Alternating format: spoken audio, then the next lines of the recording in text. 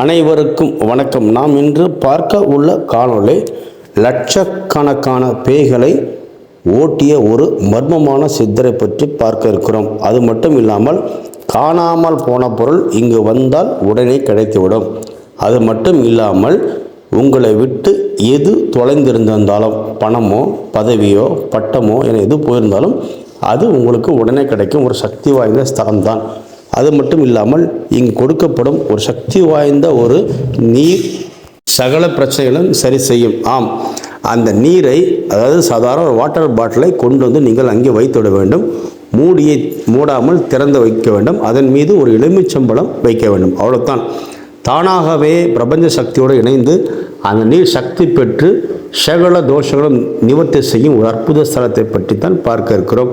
அது மட்டும் இல்லாமல் பல விதமான மாந்திரிக பிரச்சனைகளுக்கும் இங்கு முற்றுப்புள்ளி வைக்கப்படுகிறது.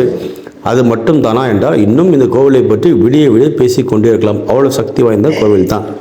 சரி, இந்த கோவில் எங்கே இருக்கிறது, இதற்கு எப்படி செல்ல வேண்டும், இதனுடைய சக்தி என்ன என்பதை முதலில் பார்த்து விடுவோம். இந்த கோவிலில் உள்ள மிக சக்தி வாய்ந்த ஒரு மகான் யாரென்னால் அசத் சௌகத் அலி என்னும் ஒரு மகான் ஆவார். இவர் ஒரு முஸ்லிம் மகான் ஆவார். ஆனால் இந்துக்களும் முஸ்லிம்களும் கிறிஸ்தவர்களும் அனைத்து மதத்தினரும் இங்கு சென்று வழிபடுவது இங்கு உள்ள ஒரு அதிசயமாக இருக்கிறது. இவர் மந்திராலயத்தில் உள்ள ஸ்ரீ ராகவேந்திரர் அந்த வம்சாவளிக்கு, அதாவது ராகவேந்திர சுவாமிகளுக்கு இடம் கொடுத்த மசூத்கானின் வம்சாவளியில் வந்த அவரது வம்சாவளியில் வந்த ஒரு சீடராக இவர் விளங்குகிறார். இவரை பற்றி என்ன நடக்கிறது என்று விசாரித்து பார்த்தால் இவர் மிக சக்தி வாய்ந்த வாழும் காலத்தில் ஒரு சித்தராக இருந்திருக்கிறார். அப்போது அவர் நிறைய பேய்களை ஓட்டியிருக்கிறார். ஆனால் தற்போது அவர் ஜீவ சமாதி அடைந்து விட்டார். இங்கே தான் ஒரு ட்விஸ்ட் இருக்கிறது. என்னவென்றால் இங்கு யாரும் இப்போது தற்போது பேய் ஓட்டுவது கிடையாது. ஆனால் உங்களை பேய் பிடித்திருந்தால் அந்த ஜீவ சமாதி அருகே வந்தவுடன் தானாகவே அந்த பேய் சுத்தும்.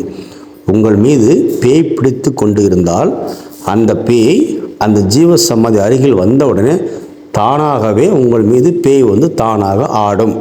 மீண்டும் அந்த பேயை யாரும் ஓட்டுவதில்லை. அதுவே ஆடி பாடி தானாகவே அந்த பேய் ஓடிவிடும். இதுதான் இங்கு உள்ள மிகப்பெரிய சக்தியாகும். இதனால் ஏன் அப்படின்றால் அந்த ஜீவ சமாதியில் இருந்தபடியே மகான் அந்த பேயை வரவழைத்து சூட்சம ரூபத்தில் அதை விரட்டி விடுகிறார்.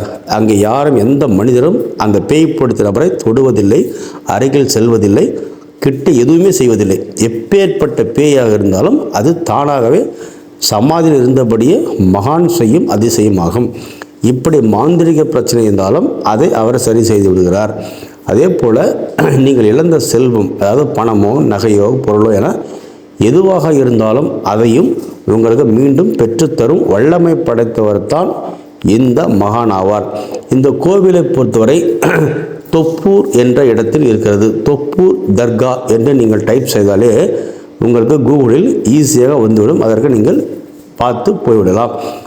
தொப்பூர் தர்கா இதுதான். இந்த தொப்பூர் தர்கா என்று கூகுளில் நீங்கள் டைப் செய்த உடனே இதன் முகவரி தெளிவாக வந்துவிடும். நீங்கள் இதை பார்த்து சென்று பலன்கள் அடையலாம்.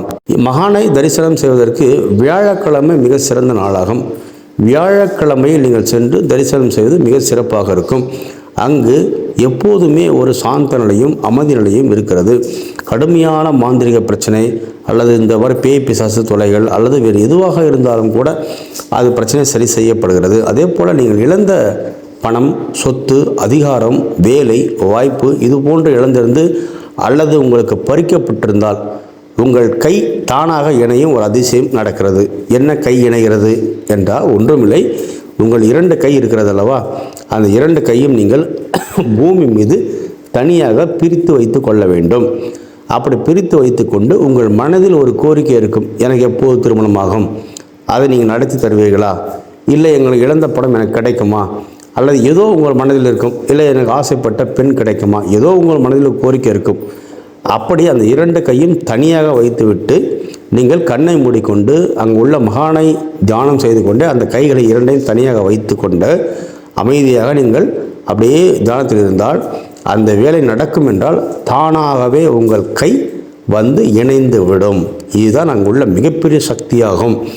தானாகவே அந்த கை இணைந்து அதை நடத்தி கொடுப்பதாக ஒரு சத்திய வாக்கு கொடுக்கிறார். தனித்தனியாக வைத்த கைகள் தானாக இணைகிறது. இதுதான் அந்த வேலை நடக்கும் என்பதற்கான அர்த்தமாகும். சிலருக்கு எவ்வளோ நேரம் அமர்ந்திருந்தாலும் நடக்காது, அந்த கை இணையாது. அப்படி என்றால் என்னவென்றால் இன்னொரு வாரம் நீங்கள் செல்ல வேண்டும். இப்படி உங்கள் காரியம் நடக்கும் என்றால் அந்த கை தானாக இணையும். அது ஒரு முறையோ 2 முறையோ நீங்கள் செல்வதாக இருக்கும். சிலருக்கு உடனே செல்லும் அதிசயம் நடந்துவிடும். அன்றே அப்போது கூட அந்த 2 கைகளும் கூடிவிடும். அங்கே பிரதானமாக சொல்லப்படுவது, உங்கள் காரியம் வெற்றியடைந்தால் அன்னதானம் செய்யுங்கள், அவ்வளவுதான். வேறு எதுவும் அவர்கள் சொல்வதில்லை. இந்த கோவிலுக்கு என்ன வாங்கி செல்ல வேண்டும் என்றால், ஒரு நீர், அதாவது ஒரு வாட்டர் பாட்டில் வாங்கி செல்ல வேண்டும். அதை ஜீவ சமாதி அருகே வைத்து விட வேண்டும். அதன் பின்பு நீங்கள் உங்கள் எலுமிச்சப்பழம் அதன் மேலே வைத்து விட்டு சென்றால் பிரபஞ்ச சக்தியும் மகான்ய சக்தியும் இணைந்து அது ஒரு தீர்த்தமாக தயாராகிறது. இந்த தீர்த்தத்தை நீங்கள் வீடு முழுவதும் தெளிக்கும் போது, வீடுவோ தொழில் செய்ய இடமோ தெளிக்கும் போது சகல தோஷங்களும் தடைகளும் பறந்து ஓடும் என்பது அதிகமாக இருக்கிறது. எப்பேற்பட்ட பேய் பிசாசு மாந்திரிகம் தானாகவே ஓடிவிடும் அந்த சக்தி அந்த தீர்த்தத்துக்கு உண்டு. அதே சேரத்தை அது யாரும் மந்திரம் சொல்வதில்லை, மாயம் செய்வதில்லை, தானாகவே இது எல்லாமே மகான் ஜீவ சமாதியிலிருந்து செய்யும் ஒரு அதிசயமாகும். இன்றும் கூட அந்த அதிசயம் இப்போதும் நடந்து கொண்டு தான் இருக்கிறது. தொப்பூர் தர்கா சென்று வணங்கள், வாழ்க்கையில் இழந்ததை மீட்டெடுத்து சந்தோஷமாக வாழுங்கள். நன்றி.